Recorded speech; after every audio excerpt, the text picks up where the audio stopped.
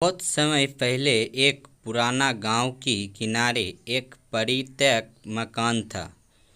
उस घर में रहती थी एक चालाक बिल्ली, तेज, फुर्तीला और शिकारी। उसी घर के दीवार और जमीन के नीचे रहते थे बहुत सारे चूहे। वे हमेशा डर में जीती थी क्योंकि बिल्ली हर समय उन्हें पकड़ने की ताक में रहती थी। उन चूहों में सबसे छोटा था चूहा, नन्हा मगर बहुत होशियार। वे सोचता, कब तक हम डर डर के जिएंगे, क्या बिल्ली से बचने का कोई तरीका नहीं है। चूहा का हर समय किसी उपाय की तलाश में लगा रहता था। एक दिन बिल्ली ने योजना बनाया। वे एक कोने में मरी हुई सी बनकर लेट गया, ना सांस लेती ना हिलती। चूहा ने दूर से देखा, लगता है बिल्ली मर गया। कुछ युवा चूहा जांचने आगे बढ़ा। जैसे ही पास पहुंचा, बिल्ली ने झपट मारा और दो चूहा को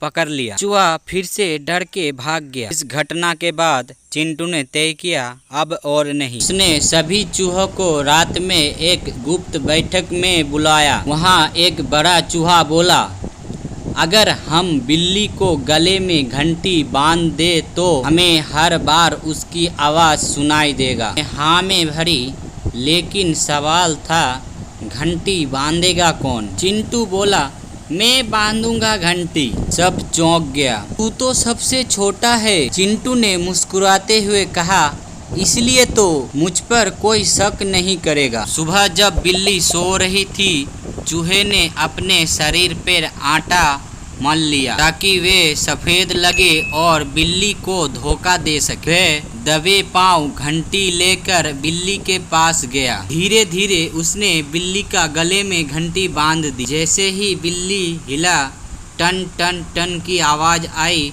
चूहा सतर्क हो गया और भागकर छुप गया। अब जब भी बिल्ली चलती, घंटी बजती, चूहा आवाज सुनते ही भाग जाता। बिल्ली बहुत परेशान हो गया।